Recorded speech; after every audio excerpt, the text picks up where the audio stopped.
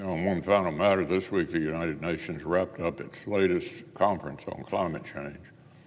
World leaders took private jets to Dubai, and the Biden administration's special climate envoy, John Kerry, returned triumphant with a joint statement condemning the evils of coal power. Elite liberals sure are obsessed with killing jobs in places like Kentucky, but that's only the half of it. Yet again, the maximum hardships the Biden administration is happy to heap on American workers and consumers are producing no meaningful benefits on the world stage.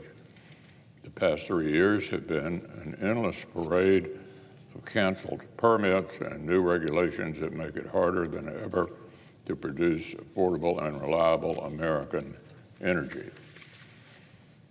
By canceling the Keystone XL pipeline on day one, President Biden also canceled as many as 59,000 jobs that were needed to build it.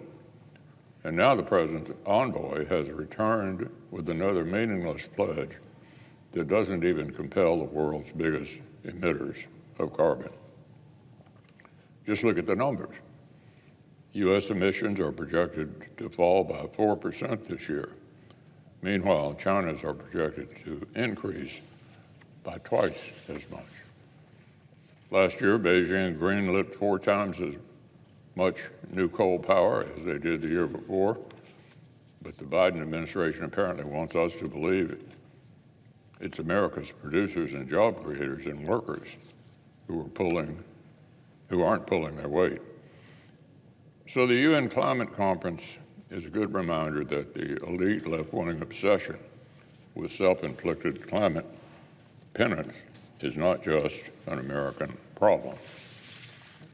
Canada's Liberal government, for its part, has a bold new plan, paying farmers to make sure their cattle don't burn so much.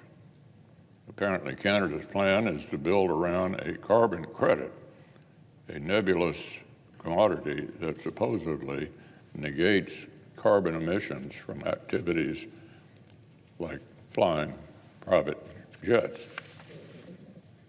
Except in this case, the subjects aren't elites looking to ease their conscience on the way to a conference in Dubai. They're the workers who put food on the table. Canada's so-called reducing methane emissions from beef cattle proposal would grant carbon credits to farmers who feed their cows special diets to reduce burning. Well, it sounds an awful lot like the way Washington bureaucrats like to tell middle-class Americans what kind of car to drive and what kind of stove to use. It also sounds entirely ridiculous.